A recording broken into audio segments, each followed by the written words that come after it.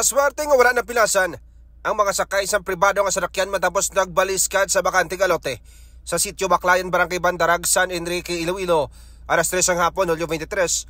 Sunod kay Police Lieutenant Vincent Garcia, ang officer in charge ng San Enrique Municipal Police Station, nga ang driver sa sasakyan mo si alias Melvin, 32 anyos, taga Makati City. Samtang may duha ka makasakay pero wala naginhingad dan sa pulis. Ginpayag pa gikan sa San Enrique ang sasakyan kag padulong na tani sa Pasay City. Sang natutulaan kontrol ang driver sa pagmaneho kag nahulog sa ginabanta 3 feet ya kadrumon sa bakanteng kalote. Base pa sa pulis, pakurbada ang dalan kag madasig ang darakan sa sasakyan rason sa aksidente. Mabilis siguro ang takbo nito, sir, no? Kasi na-lost control siya eh. Wala naman na po tayong doon kasi curve line po itong lugar. Dugang pagindala sa ospital sa Pasay City ang makasakay para sa pag-check up sa doktor. Kag mga KK5 nagapanugyan ang pulis kon mahimo, maghinay-hinay lang ang pagpadragan sa atong behikulo sa dalan agod nga malikawan ang ginatawag nga aksidente.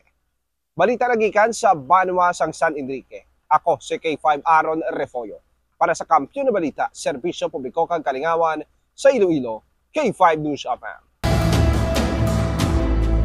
Ang ining balita ang ginadulong sa inyo sang DTX Coffee Mix. Himo sa natural nga sangka pareho sang amarkuso, chia seeds, sugared cane extract powder. DTX Coffee Mix. Nakakapi ka na, naka-detox ka pa. DTX Coffee Mix. Mabakal sa mga butika.